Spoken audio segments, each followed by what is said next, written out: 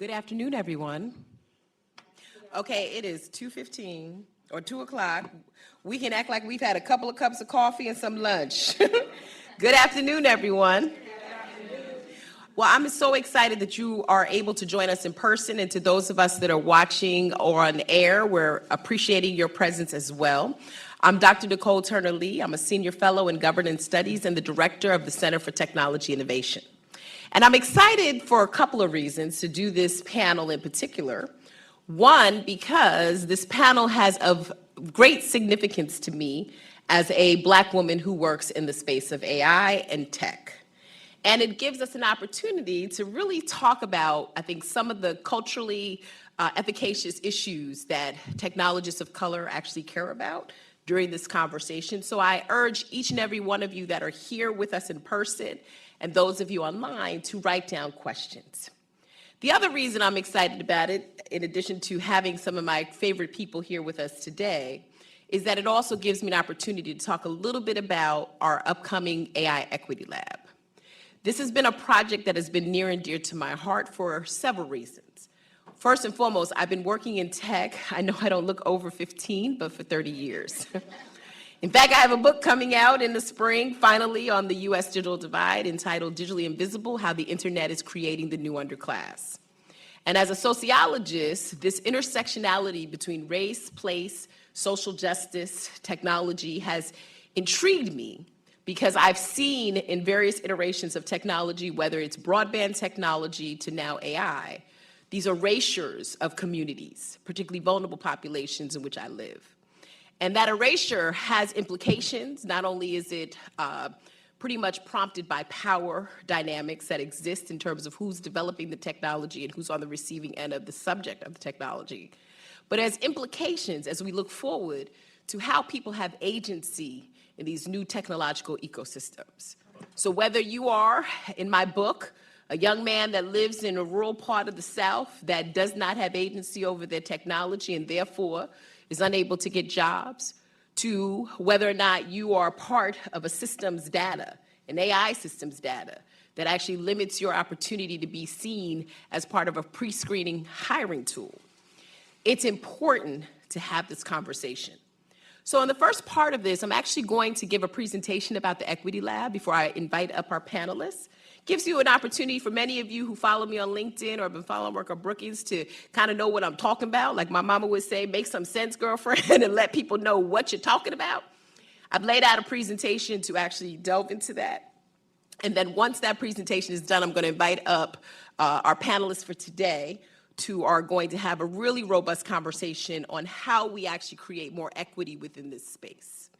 So let me just get started by basically talking a little bit about the Equity Lab and the need to identify and mitigate online biases. This is a comfortable space in which I'm standing. In 2019, my colleagues and I came up here in our first AI paper. Paul Resnick, a computer scientist, and Jeannie Barton, a lawyer, and myself. It's probably the longest paper I ever wrote. If you put a sociologist, a computer scientist together, the lawyer, you're just never gonna get anything done. But it was at that time when my curiosity peaked around AI. In fact, I'm not telling the truth. My curiosity really peaked when LaTanya Sweeney, who is at Harvard University, hosted a big data summit at the FTC, to which she was the chief engineering officer. And she put up on the screen, this is my first exposure almost 10 years ago, the Omega Psi Phi fraternity, which was celebrating its 100th year anniversary.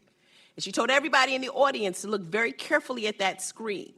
And as we looked at that screen, this conversation on big data, we weren't even talking about AI at the time.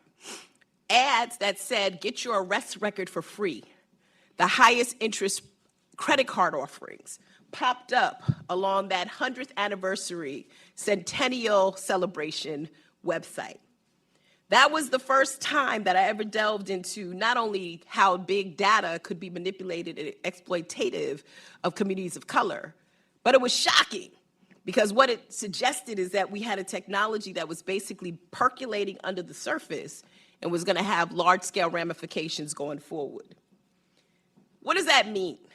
I mean, I think most of us would say that we're seeing artificial intelligence sort of bolt out into these bubbles, One is just the general environment and framework in which we see AI operate. Machine learning algorithms was a big conversation just a couple of years ago when we started to think about the repetitive functions that feed these systems. Deep learning is probably a recent memory because we started to see how neural networks actually intended to persuade certain consumers or others that were online. And now I just put it in a box. It's called generative AI because that has become something that has really been the trendier topic, but one in which I don't think yet we really know the true implications. When you put those together, you begin to see an ecology that is developing that will influence how decisions are made and, as I said earlier, influence the erasure, the homogenization of certain populations. Generative AI, just for clarity, so that at least if you're here and you're listening, we're all on the same page, is not the same conversation that we had with machine learning algorithms, which tended to be more predictive. I once heard somebody describe it as like having eyes in the back of your head because of its ability to scrape through large language models, curated data, handle it, sort it, analyze it, but do it in ways that it can be even greater in its predictability because it's basically finding stuff that you already put out there. Not to say that that is in and of itself, a bad thing. Some of us researchers are using it now to be able to look at big data sets or to analyze, as lawyers, I've heard, big legal cases. But I just sat in on a summit just last week that was hosted by Senator Schumer around copyright infringement. And I spoke to diverse creators who might have a tendency to be usurped by generative AI through its synthesis of information without attribution. More importantly, for communities of color, generative AI is significant because it has this ability to extract voice, text, and image in ways that we've not seen it extrapolated before, therefore feeding into misinformation and disinformation. What I'm talking about, my friends, really is something that I've shared for years. It's bias in algorithms, but it's bias throughout a life cycle. Whether it's in the design phase, when you're specifying the problem, who you are determines what the problem will look like, where you grew up, what your language is, your values, your norms, your assumptions about life. That then influences the training data that you decide to be important to that question, and obviously the results that actually emanate. We spent a lot of time talking about training data, which my dear friend Renee will talk a little bit more about, but we don't see it in this full ecology of how bias shows up at every aspect and stage of a model's development. I often cringe when I hear that word black box because the word black has not always been used in ways that elevates experiences. But what people are basically saying is that the opacity of the internet makes it very difficult for us to untangle what these results are or what goes in and what ultimately comes out. And because we are not unidimensional people, our inferences, Michael Kearns and Aaron Roth talked about this a long time ago, our intersectionality actually impacts what goes into that model and how we become defined. LaTanya Sweeney, my dear friend again, said, if your name was Jaquita or Juan or something else, that actually inferred that you might be ethnic or have a Black or a Latina sounding name. My friend here at Brookings suggested that if you use a PC or a Mac, you might have demonstrated your ability to get credit if you had a Mac over a PC. This inferential economy is something that we should be scared about because unfortunately they don't have the same types of civil rights statutes or regimes that make it easily to apply. One last thing I'd like to say about that model, and I know she's going to talk about it, so I'm going to bring it up soon, is around data quality and trauma. I once heard this woman by the name of Renee Cummings, who will sit up on this panel, use this term called traumatized data. And as a sociologist, it stuck with me a couple years ago when she first shared that, because that means that in addition to the values, norms, and assumptions, that every piece of training data that we put into commercialized models comes with a level of trauma. The trauma of being over-incarcerated or over-criminalized, the trauma of being underrepresented in clinical trials in healthcare, the trauma of not having what you need to be part of the digital economy. Again, my friends, this is sort of this input-output superfluous conversation that continues to happen outside of the realm of equity. Where biases show up, I don't think I need to tell you.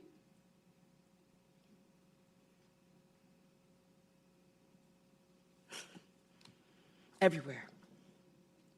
And the agency of AI is making it easier for bias to seep into everyday activities and functions that we have. Fairness then becomes an ethical question, as you hear, but it's an everybody question. Because in each of those areas, we make trade-offs every day, because what is fair to me is not necessarily fair to someone else. And determining those trade-offs has resulted in a larger language that many of you are familiar with, which is considered risk. But the work that I do and many of the people that you hear today do is about the risk that is actually brought upon people who don't often have the ability to go back and correct that.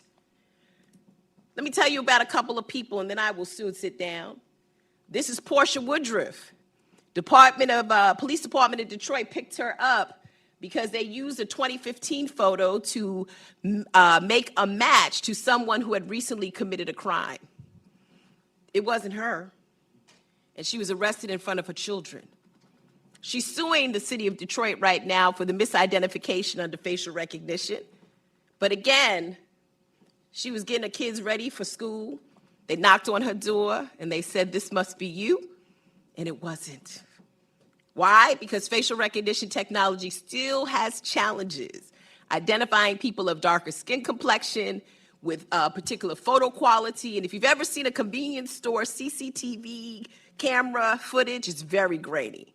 Goes back to, actually, if you give me some time later, to the development of photography. It's actually an interesting conversation. This is a pulse oximeter. Guess what happened here?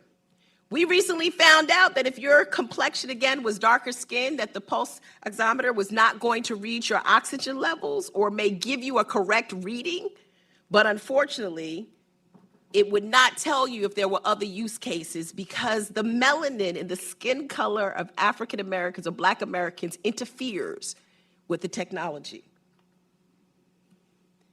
Various hiring tasks are being enabled by AI.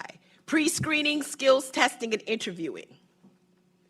Black professionals, for the most part, even though we thought we had come a long way after we discovered with the Amazon model that people who had a woman's name or woman's school or woman's sport were actually kicked out, 30 to 50% of Black applicants in jobs who do pre-screening tools that may have something on their resume that suggests some type of racial or ethnic identity do not get called back. Black and Hispanic applicants are also more likely to be screened via video interviews, and the suitability of employment in those video screening often results for how often the AI said they smiled or gave eye contact. Black and Hispanic men do not get called back. And this doesn't even speak to the likelihood of automation of populations that find themselves last hired and first fired. Friends, we have a societal issue when it comes to AI. It's called that socio-technical part that people often don't like to talk about. As a sociologist, I'm all for it. I tell people you should have a sociologist at every dinner table. You might make for a really great conversation. Biased decision-making in terms of AI that contains gender, racial, or other implicit or inferential biases. Deliberate misuse, deep fakes, unauthorized surveillance, profiling, job displacement, data privacy, copyright infringement, environmental impact. That's just the social side. The technical side, traumatized data sets, trade-offs for efficiency and minimal standards, which my friend Mutali will talk about, and oversight. Friends, this is not just a US issue as well. This is a geopolitical concern. I'm actually happy at Brookings, our colleague couldn't make it today, Dr. Shinasa Okolo, will be doing some work on the global South. We often don't hear about the role of global governance of Africa, Latin America, India, the Caribbean. We actually did a panel on this. Digital sovereignty dictates who sits at the table. Colonial repression and exclusion dictates whether or not you are a producer of AI or, like everybody else, a subject. And more importantly, the rights of data workers who actually build and fuel these systems should matter. This is a conversation of equity, my friends, that goes way beyond just the United States. There are implications that happen on a global scale that also needs our attention as scholars and researchers. I woke up the other day and I saw this article in the New York Times, and it was, "Who are the architects of modern AI?" And if you follow me on LinkedIn, you knew this was coming because I stayed up all weekend really deciphering what I had just read. Not to say that these are bad people. In particular, they have a lot of funding to do the really creative stuff that they do. But the inclusive AI that I'm thinking about looks like this. Sit for a moment and envision what an AI world looks like when you take it from this to this. For AI to actually be something that does not impose barriers and restrictions and discrimination and profiling, surveillance, you got to have the right people at the table. And to me, this slide, even though I didn't even include myself, stands out because it represents the diaspora, at least of Black women, women who come from different parts of the global diaspora, and what they're trying to do to advance this message. So here at Brookings, as I wrap up, we're going to embark on a pioneer project. It's called the AI Equity Lab. And the goal is to convene stakeholders in conversations that result in pragmatic solutions. I once told somebody, I'm kind of tired of being the only person that always at the panel. I think you all know what I'm talking about. And we always land up at the same place. We got to do something about this AI because it's discriminatory. Well, let's figure out what that something is, and let's do something so that generations to come are not infected by some of that legacy. It's time to create a responsible and inclusive ecosystem for future and current dialogues. We need more people at the table because this generally purpose technology is not just a one-shot deal. It is showing up in all those use cases that I mentioned. We also need to develop a resource for best-in-class research. Listen, I'm a sociologist. I'm not a computer scientist, but yet I sit in this space. Where are the political scientists, the philosophers, those in biomedical engineering, people who understand law? Like I mentioned, the best paper that I wrote in AI was consistent of interdisciplinary researchers coming together to talk about technical cadence, regulation, programs. That's something that we hope to do here at Brookings. And we need a platform for people to share. We should know who they are and we should hear them out. We're not hearing their voices in so many more prominent ways. And we need to hear it in ways that are non-discriminatory, anti-racist, anti-colonial, ways in which we can have dialogues that push the envelope on what a better AI future looks like. And then finally, my favorite, we're going to develop a hidden figures repository.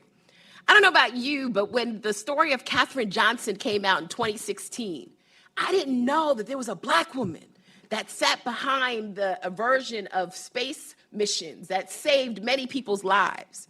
She was recognized at the age of 96, and she died at the age of 102. She was a hidden figure, but it's time to make those hidden figures visible.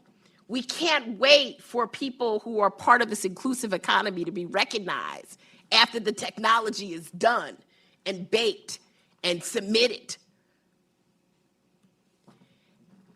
Today, we're announcing that we're going to start workshopping some critical areas. I urge anybody who's interested to reach out to us. We're looking at healthcare, we're looking at employment, we're looking at education, we're looking at housing, and criminal justice to start. And we're looking at it with people who work in those spaces. Whether you are a researcher, a private sector person, an activist, we want to do small groups to workshop pragmatic solutions that get us to the finish line. And that's really important to me because I often sit there and I think, I'm not a healthcare specialist. Where are my healthcare friends, Dr. Cobb, who actually can sit here and help us make sense of that? And that will lend itself to short policy and guidance briefs that really look at the problem, the opportunities, the challenges, the risks, the harms, the safeguards, and just more that needs to be done. You know, when I decided to do this, obviously our Brookings Way 2 is a report. I said to myself, how are you going to do a presentation before Brookings folks, before an event, to talk about this equity lab? And the reason I said I wanted to do this is because, as many people know, this is not a moment, this is a movement. And it's a movement towards intellectual inquiry and pragmatic action that allows us to be on the right side of history of AI development. We have a long way to go to catch up, perhaps, but we know so much more that is not recognized. And so for all of you that are here and those of you who are listening, join our movement. This is about building a sustainable, non-discriminatory, anti-racist, non-gender violent AI that allows people to exist in a technology that is going to transform our lives. And to me, that is a service that I have to our world and particularly to our community. So I'll stop there, but of course, shameless plug, if you want to get my book too, it's coming out soon. To that. Beyond February. So I'm so excited about this panel. I have been wanting to do this for a really long time because I just have wanted to do this for a really long time, and I didn't want to do it at Black History Month. I wanted to do it now. For those of you who know, I want to do it today because, again, this is a topic I think that most of us are interested in, and also the people that we're going to bring to the stage, their contribution to this space has been ongoing. It just didn't happen overnight. They've been doing this for a long time, which is why I was really hurt by that pictorial in the Times, because I know so many people who I followed, including many of these women here, to actually help me shape my point of view. So I'm gonna bring them up to the stage, these beautiful people that are here. We're gonna start with Matali Nakundo. Come on up, honey. Actually, all of you. Oh, I need to sit. Can I read first? Okay, come on up, Matali. She's currently a visiting policy fellow at the Oxford Institute and the CEO of AI for the People. You'll take this seat right here. And AI for the People is a public sector responsible AI team that focuses on product policy. Let's give her a round of applause. Renee Cummings, who will sit right next to me, I guess that's why I was supposed to be sitting down, is an artificial intelligence, data, and tech ethicist and the first data activist in residence at the University of Virginia's School of Data Science, where she was named Professor of Practice in Data Science. She's also a non-resident senior fellow at Brookings and a distinguished member of the World Economics Forum Data Equity Council. And last but certainly not least is my friend Faye Cobb, who is a visiting scholar and special advisor to the Chancellor for Inclusive Innovation at Rutgers University in Newark. She's a full professor emerita with tenure of Information Technology Analytics at North Carolina State University, where she was named a university faculty scholar for her leadership in turning research solutions into pressing societal issues. All right, let's give everybody a round of applause, and I will go take my seat.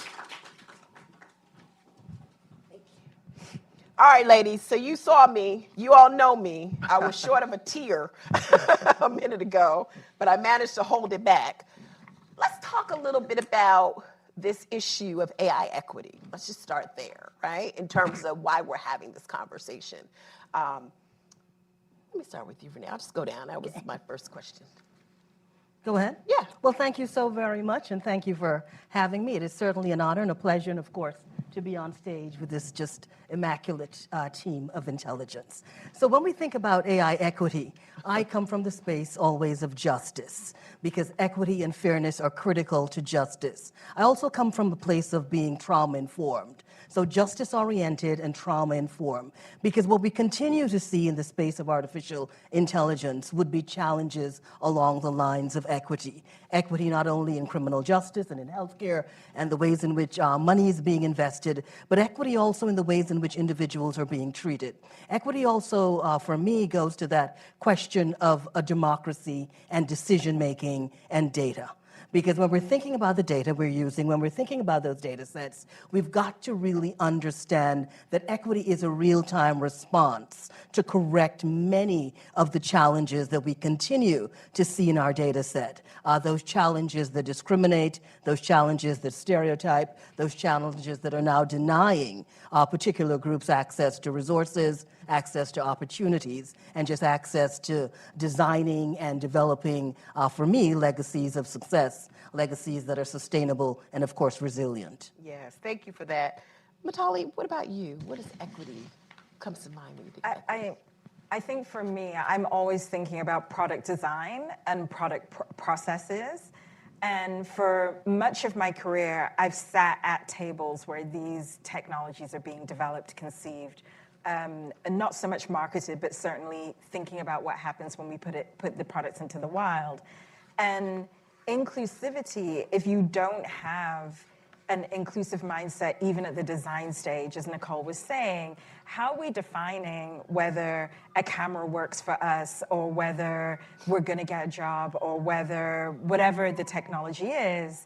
But more so, where I found my career for certainly the last almost 8 years has been in this policy and governance space. So I'm somebody who's obsessed with social media. I was lied to, like all of you, by Mark Zuckerberg. Hey, yay, we're going to be connecting, and we're going to be seeing people, and I'm going to see my grandmother, and all of this stuff on Facebook. And it really wasn't until 2016 that we began to see what happens when algorithmic actors and AI actors are weaponized against us. And I'm thinking specifically threats towards democracy. And I can't help but wonder, in that case study, would have the influence campaign against the 2016 US election looked different if we had had more Black and brown people sitting at those policy tables, looking at the memes that were developed by Russian people and saying, Black people don't speak like that online. That's not true. We need to do further investigation. I can't help but wonder when I think about equity in product design, as we're thinking about ChatGTP, for Black History Month, it's so funny that you said, so I am very busy a lot, but I am actually a writer. And Black History Month, I get like all the commissions. And then March, I get a few commissions, and then nobody asked me to do anything in November, so I appreciate that. But in February, I'd written a piece about ChatGTP 3 and how it did not recognize who Betsy Smith was.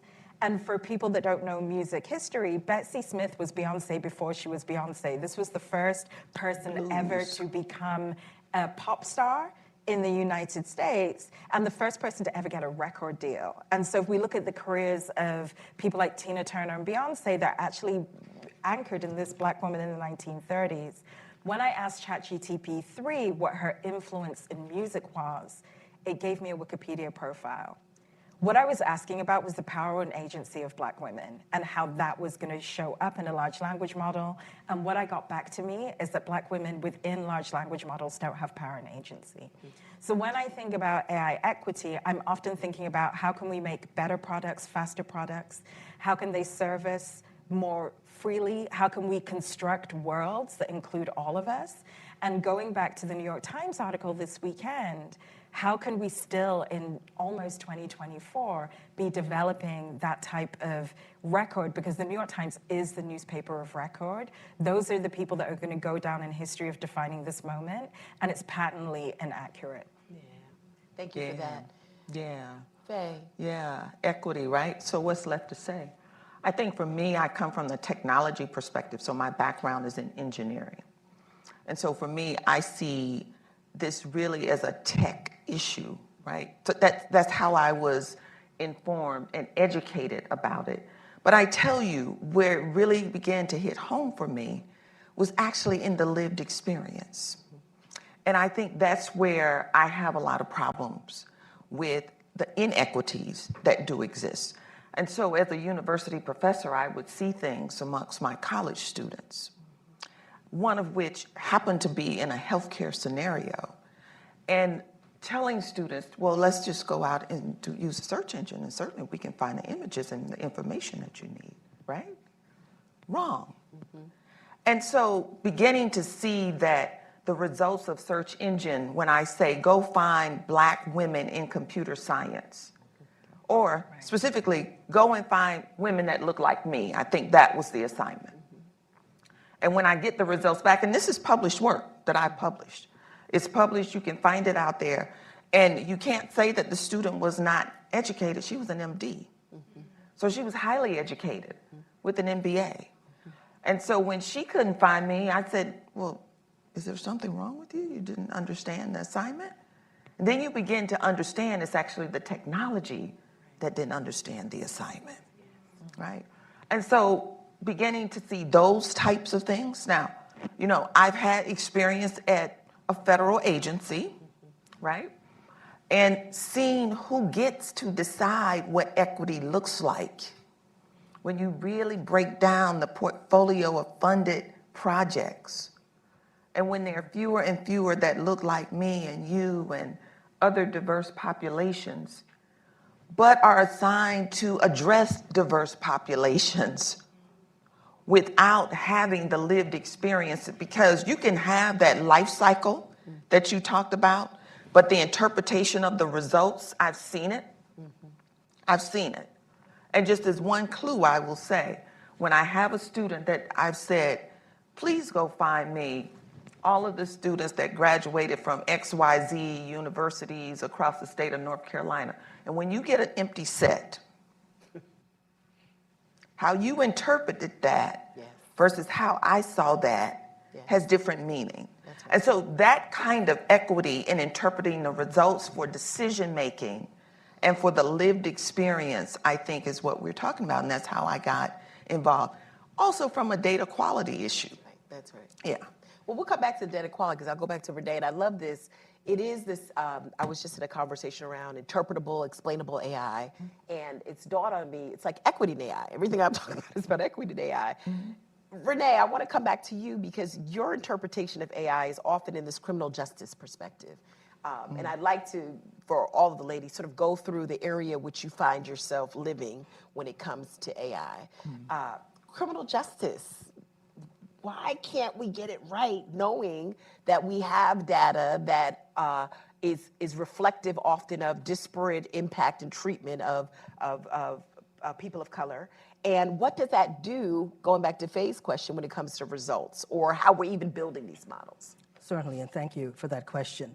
In the criminal justice system, we've been using algorithms for about 2 decades. And I think much of the industry woke up to the risks and the kinds of challenges in criminal justice because of those algorithms. Those algorithms that were being used to determine sentencing, to determine whether or not someone was going to be released on parole, or to whether or not someone was going to be detained, and what kind of arrest policy that was going to be deployed against that individual. So these risk assessment tools that were being used for expediency, they were being used to provide service delivery excellence in the criminal justice system, and they were being used for efficiency. And what we realized in criminal justice is that many of the algorithms that we were using were over-promising and under-delivering. And absolutely what they were actually doing were giving us the results that we did not need algorithms to tell us because of the history of those data sets, because of the history of those data sets and the history of trauma. So one of the things that I realized with the data in the criminal justice system is that what we were doing with these data sets, we were transmitting intergenerational trauma continuously into communities by using those data sets. Now in criminal justice, I think I always say that criminal justice is really the conscience of artificial intelligence, because the decisions are very high stakes, and of course those decisions could be questions around not only denying liberty, but also life sentences are attached to many of those algorithms. So as a criminologist and criminal psychologist, my work is really centered in that space because I see everything through the lens of due process. And due process seems to be one of the biggest challenges with algorithms, because algorithms are making decisions about us many times without us participating in those decisions. So it's questions around agency and autonomy and self-determination and self-identity, which are all critical to democracy, critical to any kind of intelligent public decision-making that we are trying to execute. So from that aspect of criminal justice. What it really gets us to see is whether or not we really need to be using many of these tools at all, whether or not algorithms are the response to criminal justice, whether or not algorithms are really providing the kinds of results that we hope for, and also giving us this spyglass into algorithms from that trauma perspective, because justice is about equity. That's right. It is about fairness. It is about due process. And it also requires us to bring a heightened level of due diligence and vigilance to the work that we're doing in AI. I want to stay with you for just a minute and define out this intergenerational trauma. Oh, most definitely. So with the algorithms in the criminal justice system, and of course those algorithms being built on data, historic data, what we have seen is the data carries with it a memory, independent of its computational memory. It carries with it a history, and much of that history is a history of trauma for many vulnerable, marginalized, underserved, and of course, high needs and impacted communities. And when we continue to use that data over and over and over to make decisions about communities, what we're doing as we make those decisions, we are transmitting continuously intergenerational trauma. Now what we're seeing with data is that many times when individuals are speaking about trauma, at this time, that trauma is linked to data. That trauma is linked to denial. That trauma is linked to wrongful arrest because of facial recognition technology. That trauma is linked to a housing challenge where you were denied access to housing. That trauma is also linked to your credit scores. So now in the psychological space, it's not only trauma that's attached to violence and stress and depression and anxiety, but we're seeing stress, depression, anxiety, and a feeling of being really violated now attached to data sets and the decisions that algorithms are making. That's right. That's right. That's why I think many of us in this room, we're constantly having this conversation around representative data sets, but really, sometimes we're interjecting more trauma into the data sets because we're not necessarily creating data sets that show the same scenario inclusively played out. I literally was having this conversation around surveillance, and I said, well, if we want to get really good data about surveillance, then we should surveil everybody. Why don't we have cameras at, every public transit stop in addition to communities of color? Someone said, no, that's against our First Amendment rights. I said, well, then that's the problem. We cannot level those data sets just by increasing representation. What we're basically doing is increasing the levels of trauma. We're increasing the people that are affected. And when you think of the history of surveillance, and where that history is situated, then you understand how we continuously transmit intergenerational trauma by those data sets that we're using to build those algorithms, and not only in criminal justice, but from healthcare right on through the ways in which we advertise, market, and provide certain products, of course, for the take. Thank you. If you're following us online, you can follow us on Equitable AI is our hashtag. Please put questions there, and we'll have chance for you all to ask questions as well. Now, Mutali, you heard Renee talk about data sets and basically the impact of those data sets. I know you stay in that space. Would you tell me the other day, if I could just get people to say impact assessment, I will have met my challenge that I am here to do. Tell us why that's important. For sure. I think it's so funny that Renee was like, trauma. That's I just came here for fun, honestly. I just like social media memes and dancing. And that's what makes me interested in AI. So it's always interesting to see what brings people there. But I think putting my policy head on, I'm always really interested in what the technology is going to do. So going back to my first response, where I was like, everything for me is about the product, and everything for me is about getting it out. I want to make sure that in the innovation lifecycle, that once this product gets to market, that it's going to be non-discriminatory, that it's going to do what it says it does. I think one of the things that many people don't realize is even in the big FANG companies, they're effectively just small startups that are trying to get their thing out. And we will look at what we call the minimum viable product. So it doesn't really have to work, and you know this as an engineer. It doesn't really have to work, but if we can get it out there, we can get people to adopt, we can improve it while it's out there. The problem is we don't know what those things do. And kind of linking to Renee's response about trauma, I think about this through a public health perspective. So I'm always thinking about harm reduction. So the big thing that I have definitely committed AI for the people as a responsible AI team to is going into industry, going into government, going into civil society and other places where we're thinking about algorithmic actors, and making sure that we have robust impact assessment on every single tool that we're trying to release. And what I mean by that is defining what we want this thing to do, deciding what our red lines are. If this thing can be weaponized, if it's a biological weapon, I think we can all agree that we don't want that. Within the design process, at the testing and the evaluation stage, my engineering friends, who I love, hate to test and evaluate. They just want to make. Wow. They just want to make. And I'm always like, no, we need a testing and evaluation stage to make sure that this is non-discriminatory and all the great things that we've said about equity. And then I think the fourth thing in impact assessment is that we have to decide whether this is something that we actually even want. And the example that I always give is that we decided that we did not want the nuclear bomb after what happened in Hiroshima and Nagasaki. We decided that that human cost was too much. Where are our human costs, and how can we use that decision-making rubric to distinguish ourselves from China, who is really the other big actor? And I mean, they're doing great work around regulation. Their value systems are different from ours, but it seems ridiculous to me that China has more regulation of generative AI than America does. Europe has more regulation of AI than America does. And we have the audacity to call ourselves the leading nation in the world, and we're failing.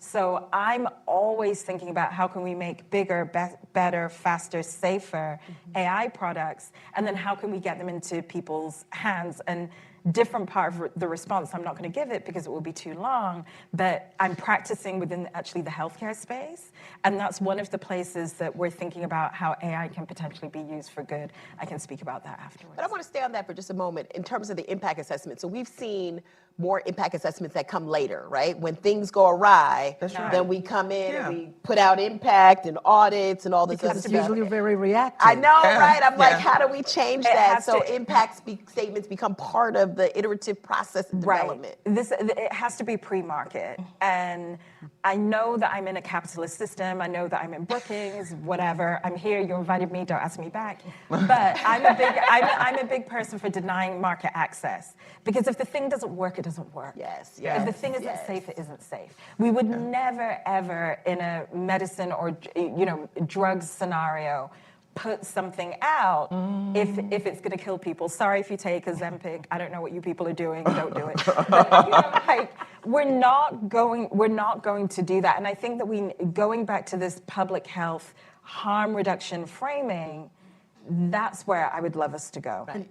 Go ahead. I was just going to say, I love the harm reduction perspective, because as a criminologist, that epidemiological approach is something that I totally embrace. I think when we're talking about AI, we appreciate that data is the lifeblood of AI. There is no artificial intelligence without data. In another life, I was a crisis and risk manager, so I understand the need for those vulnerability audits and those impact assessments. But the challenge that we're seeing when it comes to the technology, from AI to generative AI, are the challenges of discrimination and bias and the lack of equity and the lack of this sort of what I call this interdisciplinary imagination goes back to the data. So much of what we're doing is so reactive, but if we start with the data, then we bring more of a preventative and proactive approach, which is just so critical. And I want to give you a chance to say about there's a lot to be said about it.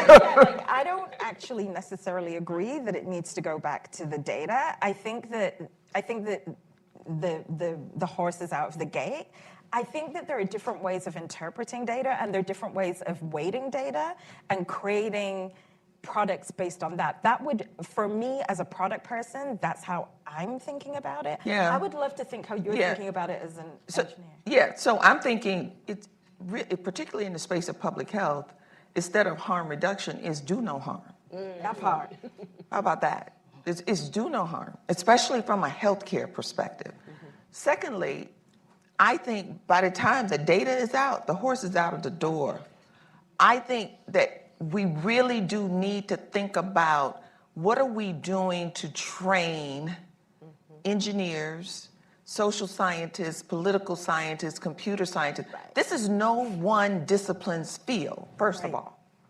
There is space and place, particularly from the problem definition to the implementation of a solution, to evaluating a solution, to an audit, right? So we need all disciplines, first of all, right? So that discipline elitism, we got to get over that. Right. We really have to get over that. So I'm seeing it as once we do have the data, right, you need to know where the sourcing comes from. Right. You need to know what are the outliers. You need to know what is missing in order to be able to interpret what the model will say once it comes out.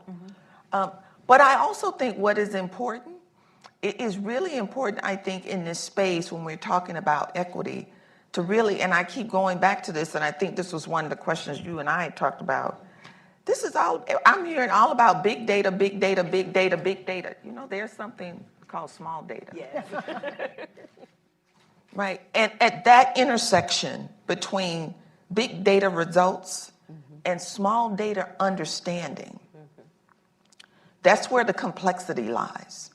And I can give you plenty of examples. And I'll wait. Okay. Because you wrote a really nice piece. Faye wrote a really nice piece. Well, I appreciate recently. that. I do I read appreciate that. everything that comes across my, my email. Trust me, Xavier will tell you, right? So it was about microdata and health. Yeah. So it was a piece that was published in Scientific American. And the idea for the piece really came about based on a conference that I attended. That was out of the country. It was a global conference. Well-renowned person talking about his or her results around diabetes and diabetes intervention. And the picture was painted that the typical patient was a 55-year-old U.S. Black woman who had, I don't know, a 7th or 8th grade education. And if you can imagine sitting in the audience at the conference, it's like there are 5 Black women and 350 attendees. You know, I think we shrunk. I think we each lost an inch in height because that sets up already a biased presentation of what you're going to get, right? And so absent of coming up with a great solution on how much diabetes medication this typical patient should take, there was a definition called adherence. And I'm sure all of you know about adherence, right? You go to your doc, and your doc gives you a treatment plan, and the treatment plan and your doc will say, at the end of 3 months, 6 months, 9 months, 1 year, did you adhere? It had nothing to do, his solution, he had nothing to do, or her solution, he had nothing to do about the ability to adhere. So if I'm diabetic and I'm in a particular zip code, am I in a food desert? Do I have public transportation to make the doctor visits in a timely fashion? Those little things is where I think when you get a solution, like I was telling my student, just because you got an empty set, that empty set might tell you something that you might need to dig deeper to understand context. That's right. And I think that's really important, particularly in public health. That's right. Well, and I think, like, in listening to what everybody has said so far, you do need the data, and you have to know the source of the data. And there's a big conversation happening when it comes to generative AI and watermarking and all that other stuff. Yeah. But there's this disclosure of what the data is missing, which I find to not necessarily be the conversation oftentimes. I sit on a National Academies of Sciences Research Commission on Facial Recognition Use. And, you know, in my mind, I want to say, if it doesn't find me, tell me that the source of the data is not inclusive enough to be optimized for me, you know, or for my characteristic or the lighting. It's like we can't get that disclosure. So there's something about the where the data originates, what's missing that could actually be provided. And then there's something about creating these large-scale narratives about communities that ultimately become known as the truth. Right. And in healthcare in particular, I was just at a presentation with a gastroenterologist who shared we don't have enough gastroenterology data when it comes to, radiology data because clinical trials do not have enough representation. My question for all of you in this thought of equity, because I struggle with this word too, everybody, because I'm like, I don't know if I want it equitably deployed if it's not inclusively fair, right?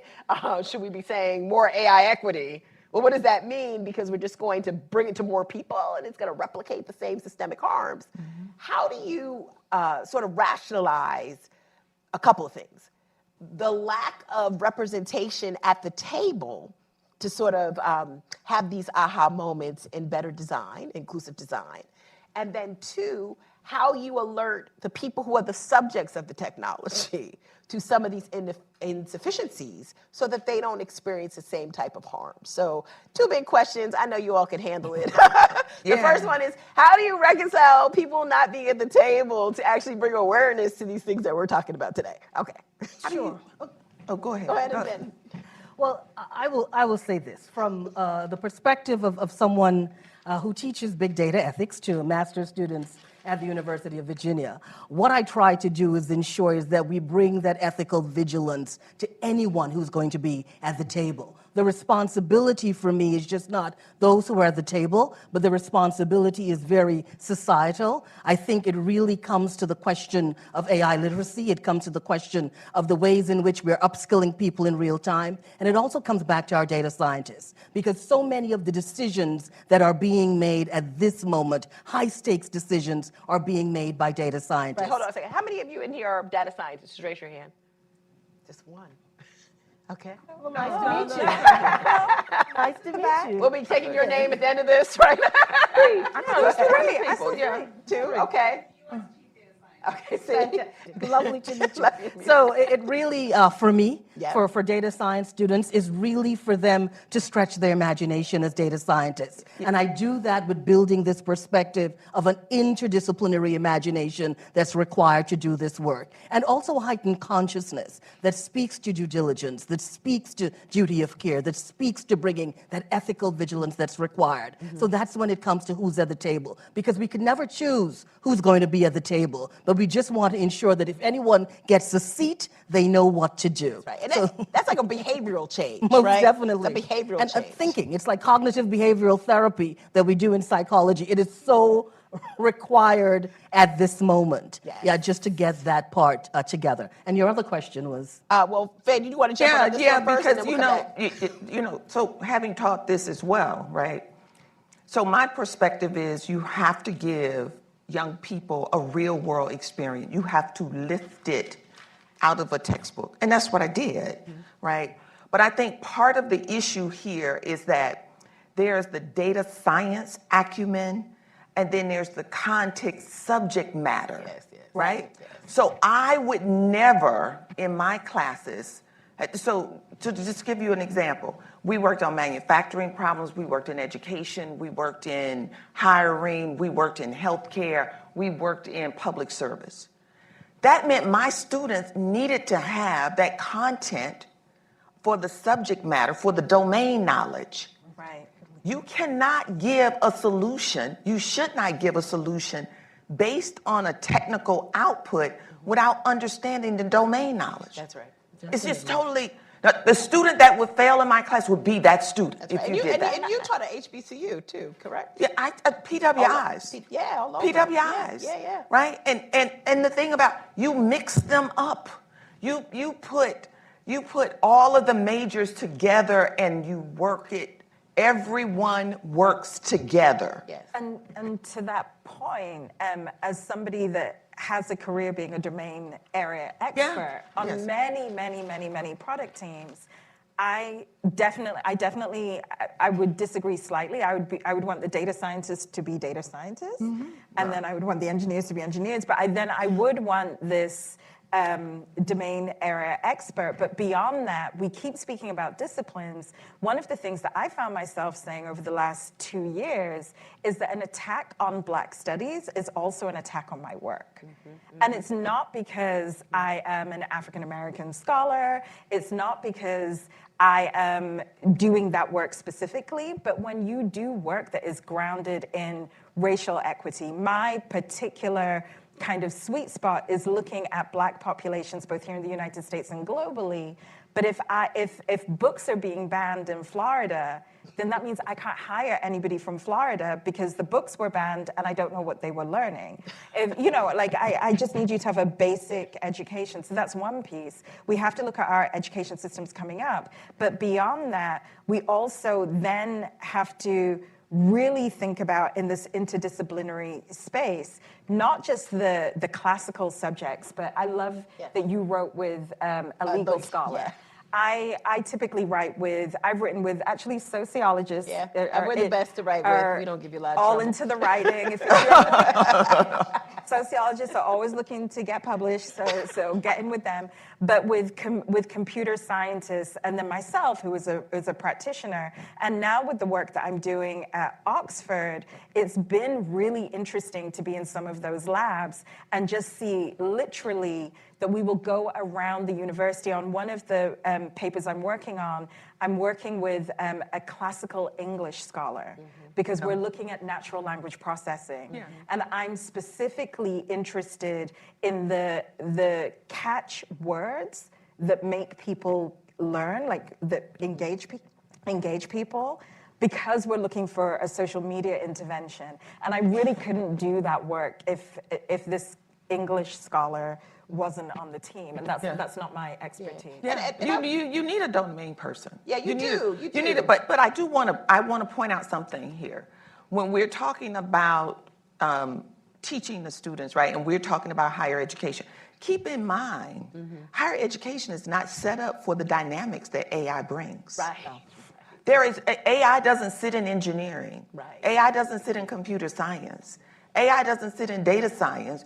AI is all over the place, yes. Right? And sometimes English dare not talk to computer science, Oh, dare no. not talk to political Right. science. Right. But that's why Because- you need Black because women. that's- Because Black women say, we don't care, we have a Right. problem. That's right. We just want to solve the problem. Girl, Right. I read your paper, Right. and I like what you were saying. Exactly. And come over here, and I will. And I've brought this person into the Internet Institute, and she didn't even know where it was on campus.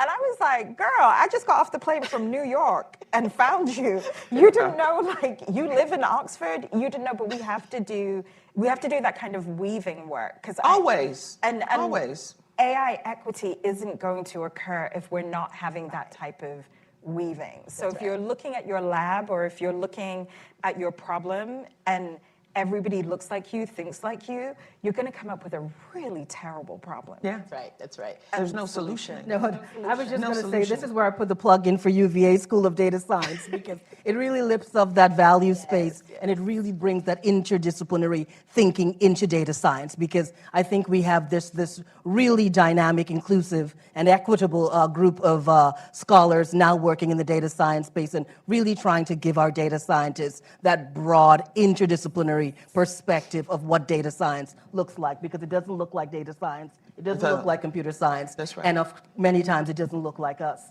So even as a criminologist teaching big data ethics or teaching AI ethics, I think one of the things that I try to do is what you said, is bring the outside lived experience into the classroom. And just this year alone, I had 12 very diverse speakers. One is actually here, Sorry Bell, you are here. And I know she's been doing some work in Congress, but just bringing young, vibrant, diverse voices into the classroom to really engage and also to test and stretch the imagination of those students. Well, that's like when I shared the paper I wrote, right? Part of it was, I mean, in all honesty, the computer engineer and I did not get along for a long time. And he was a good friend of mine from early TPRC days, Paul Resnick, because we disagreed methodologically, right? We disagreed on fundamental ways in which we approached problems. As a sociologist, I approach it from a structural perspective. As a mathematician, computer scientist, he sought to be very discreet. You know, the lawyer, she just made sure we didn't get into too many arguments along the way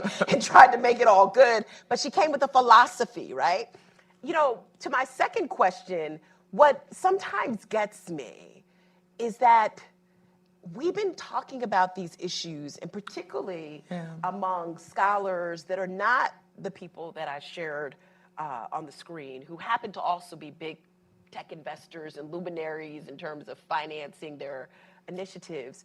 But yet, we don't have access to those rooms. And we are now talking about AI, civil rights, the care of communities, the feeding of data sets to allow for less incurable repression. How do you solve that? How do you, when I first came to DC, I used to tell people, I used to stand outside of the room when I first came into tech policy, and I've been in this space for 30 years, because there was nobody in the room that looked like me. And I felt that if I walked into this happy hour, I'd have to introduce myself to so many people, and it wasn't worth the time, but more importantly, I would get the look. How do we make this moment different? Take space. Say it again. Take space. Nobody has, I have a very, I haven't been in tech 30 years, I'm going on 15, but I've had a very long and successful and actually illustrious career. Like when people read my bio, I'm like, I did that, okay. Because I've taken space and because I've created, every space I've taken is through thought leadership. So I'm very at home in Brookings, I'm very at home writing reports, I'm very at home doing research, and if this is the group I'm with, join me in that. But one of the things that I always tried to do in my research was to answer the most fundamental question. And the thing that ended up me getting so the story behind AI for the People was that I was a fellow, wrote a paper with a computer scientist and sociologist around our question was, how can we tell these engineers that they're being racist? Without just saying, you're being racist, but let's give them a checklist and let's let them, because we know how they're developing these products. And some folks at the Ford Foundation and MacArthur read it. And then they came to me and they were like, would you be interested? And I was like, no, I'm more for-profit, non-profit. Then they showed me the budget. I was like, oh, I could do that. And but the point was that I was taking space, and it was such a small intervention. It was a checklist.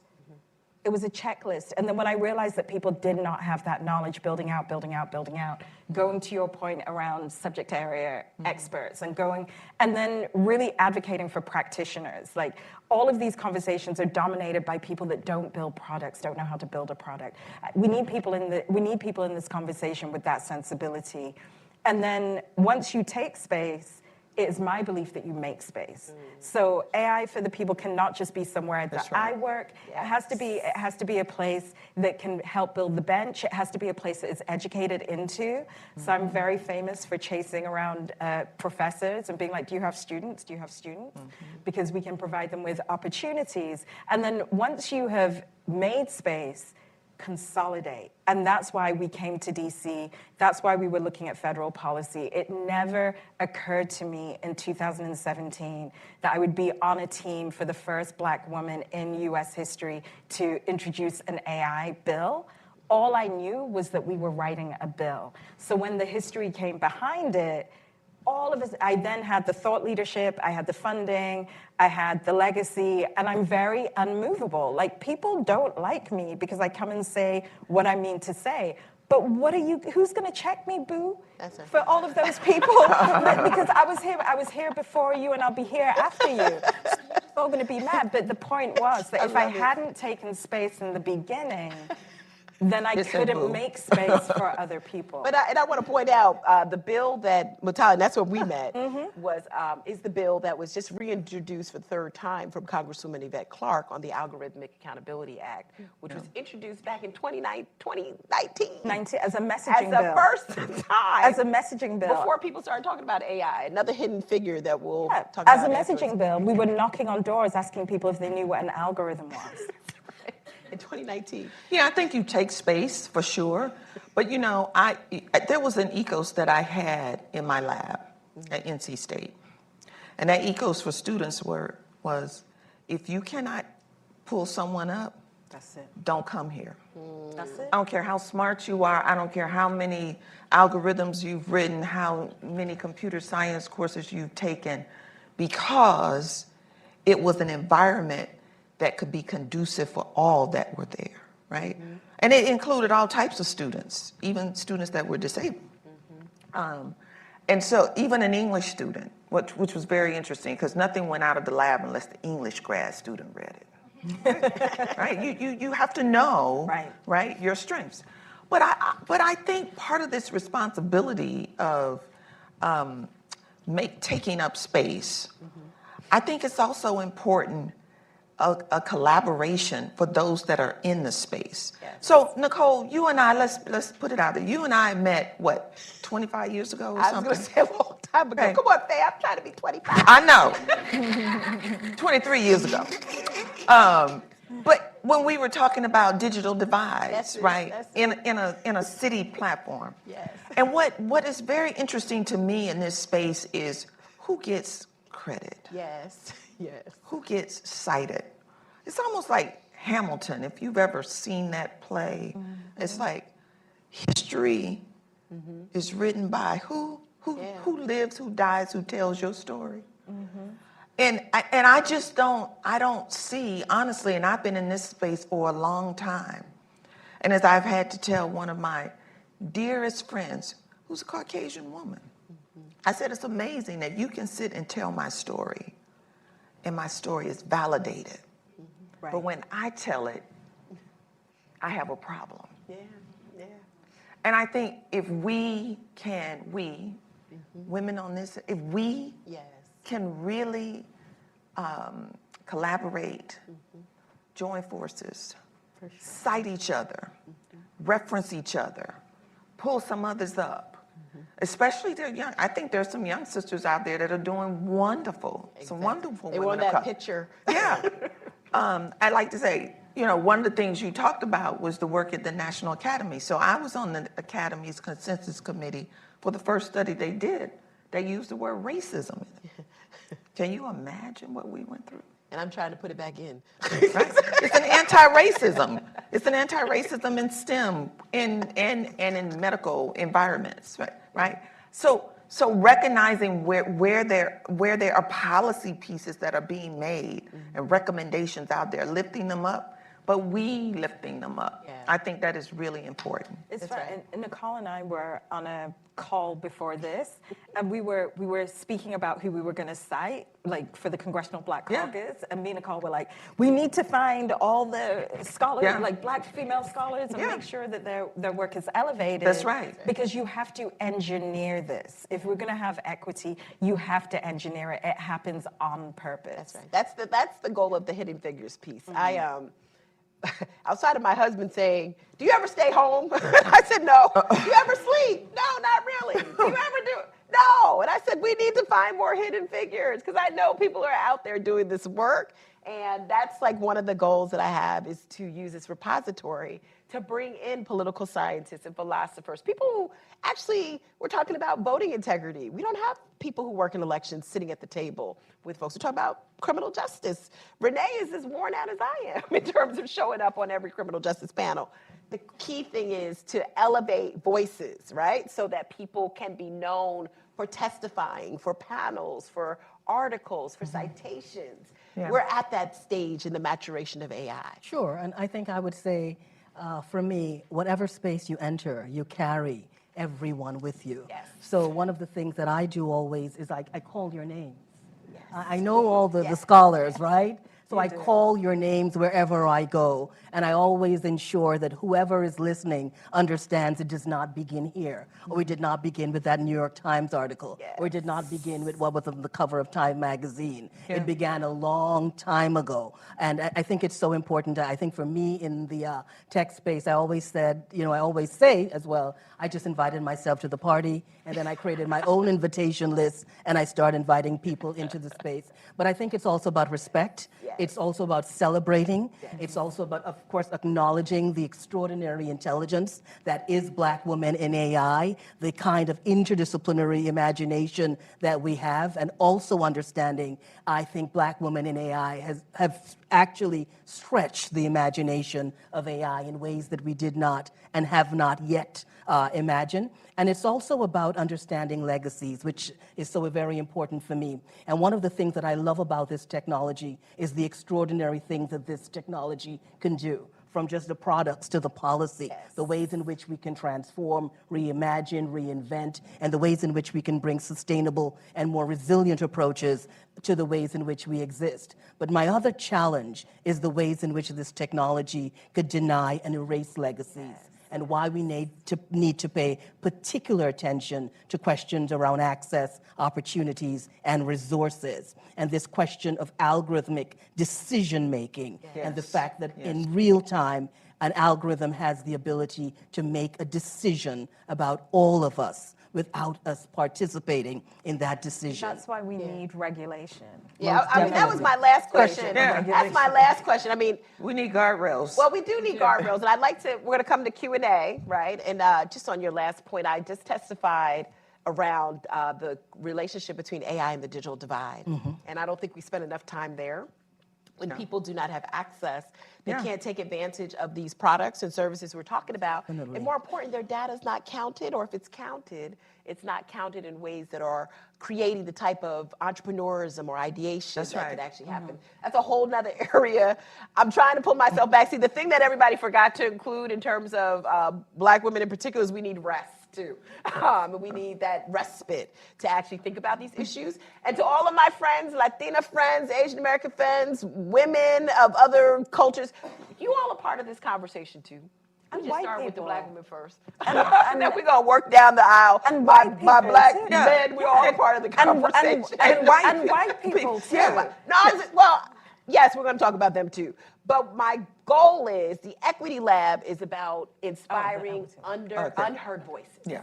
Okay, we didn't know it was the We didn't know about the we were Equity just- Lab. we were just so- talking I'm generally. just saying, you know, it's all Yeah. about unheard voices. Because I think what we're experiencing is, how many of you have sat in a panel with all Black women talking about AI? You did today.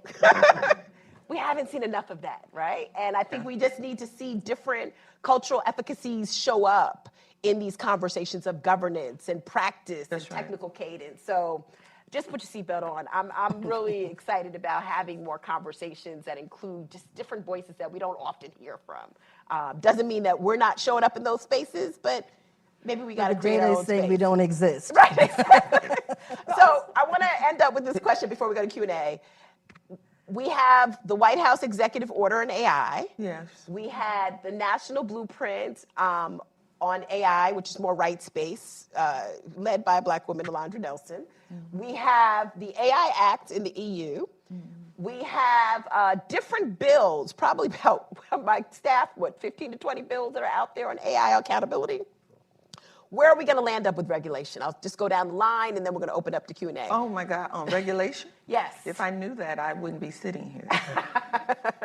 Do you think that we're going to continue to have this conglomerate of ideas, or are we going? Let me ask it this way: are we going to end up with regulation that at least values the input that you all gave today, right? In terms of honoring civil rights, honoring different cultural efficacies of groups, understanding the need to have more representation in that regulation and what it looks like. I would hope so, but we got to keep, the press has to keep pressing. I mean, we have to keep pressing, right? And you almost have to check the checker. Yes, yes. You do. You have to check I'm hopeful, but, when, where, how long, I don't know that. Yeah. I would say definitely that we will get it. Specifically, those of us that work in companies, we're already putting in things like watermarking. Yes. We're already putting in, I don't want to call out the companies because I don't want to make any other companies mad, but we already have this idea that every single biometric application doesn't recognize Black skin is not true. We're already seeing those products on the market. So looking at policy with a small p, it's already happening. Are we going to see federal policy? Yeah, that's for sure. Absolutely. It is our responsibility to make sure that that happens. The Civil Rights Act didn't happen because Lyndon Johnson wanted it to happen. There was a whole movement that was behind that. Are we going to get it with these? It's connected, right? Are we going to get it with Marjorie Taylor Greene and them people around who don't even believe in government? Maybe not, but we're going to get past that moment and we're going to get there. And then the other thing that I would say is it is our responsibility as citizens of this earth to leave the earth better than we took it. So even if we didn't get it in my lifetime, I know that I would have done so much work in my lifetime that whoever I hand off to is going to be easier, because it's going to happen. And the one thing that I always say in policy discussions is that you keep telling me things can never happen, but we are no longer slaves. So we can change history, and we will change history. Yeah, and I can. Are you gonna let Renee come in? No. No, and I'm hopeful, and I can believe that it can happen. I can believe that. But I feel like you're all at my house in I know, but the time from hope yes. to decision making, I'm thinking from my healthcare lens. Yeah. I'm thinking from my housing lens. I'm thinking from my education lens. Right. The harm that can be done. Right. Oh, yeah. So I think that's why I say the press must continue. We all must continue to press. It will happen. Yeah. It will happen. So definitely, I agree we're going to get it, but I think the question is going to be the quality of it. The question is going to be who it protects and who it leaves vulnerable, and the question is going to be who definitely is going to benefit from the policy that we're going to get. The other question is whether or not impacted communities, vulnerable communities, and all of us will really have a voice in what that policy or that governance is supposed to look like. The other question always for me is questions around enforcement. From the company's level, we know that we're always going to get compliance, but that question of enforcement and question of redress, that is also very important when we think about the kinds of desperate impacts, and of course when we think about questions around due process, and of course questions around bringing that trauma-informed approach to the work that we're doing. Yeah, I mean, I got to say, I think we're going to get it. I think it's going to be incremental versus long tail will be the distinguishing factor. We may see incremental disclosures, and based on the input of all of you here and others, having a conversation on what does it mean to raise awareness around AI-generated content, whether it's in the context of extracted voice, text, image, or just general disclosures when it comes to this decision is being made by an AI model. So I think that's an easy one, and we're seeing a little bipartisan support around that. Obviously, the area that would be the most advanced civil rights protection would be a data privacy standard, because that would then outline as a new civil right what all of us have available to these systems to feed. But then one other thing I just want to add to that. I was just going to say that the question around policy that we've got to think about also is the speed and scale of the technology, and whether or not the policy will continue to match. Well, and that is so one that's of the very reasons, critical. That's one of the reasons I didn't go too much into generative AI, because most of my AI conversations have landed just there, right? Not talking about the general ecosystem. But I want to hear a question. Yeah, I don't agree. Yeah, let's get to the Q&A, and then we can come back. But that's one of the reasons I didn't do the generative AI to start. I've been in so many conversations, and that's where we land up, and we're still learning so much about that. And I think we're pretty clear about its sophistication. But we'll come back to that. Somebody may have a question. Okay, you all have to let me ask some questions of this audience. Okay, raise your hand, say your name, and we'll do our best to answer in a brief way so we take more questions. Good afternoon. I'm Brenda Seiler from the Washington Informer. It's good to see you again. Yeah.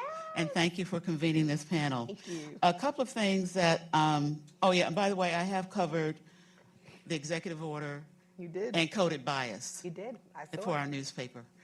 I want to know, with the phase one of the research, the slide that you put up, I'm wondering about age diversity because I'm concerned about older people.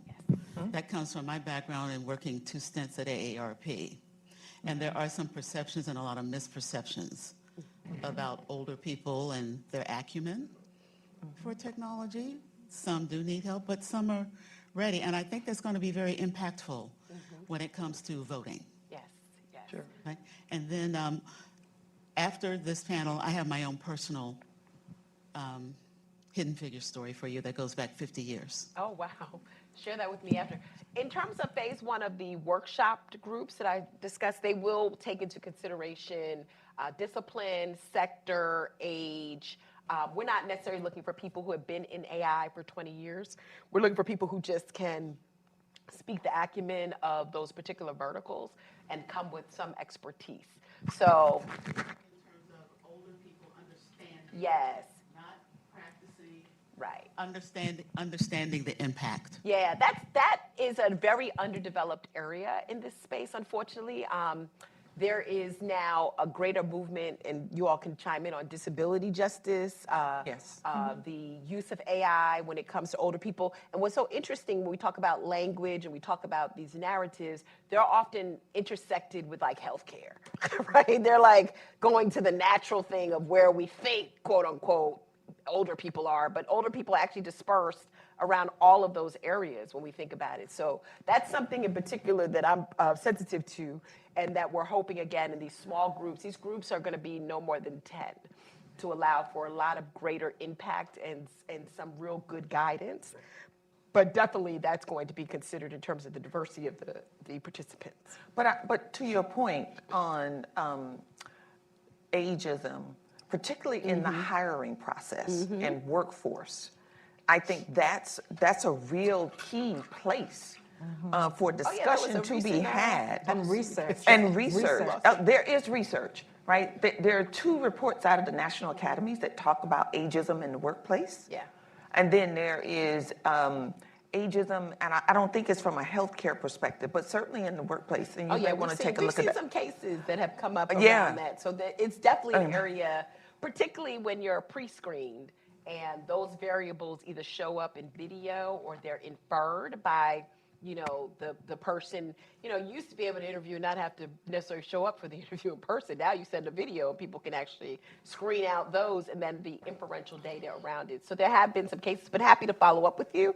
And thank you for being here too. The U.S. Department of Labor has shown us for about 25 years that age discrimination in the workplace starts at age 40. Yep. Yes. Yep. Yes.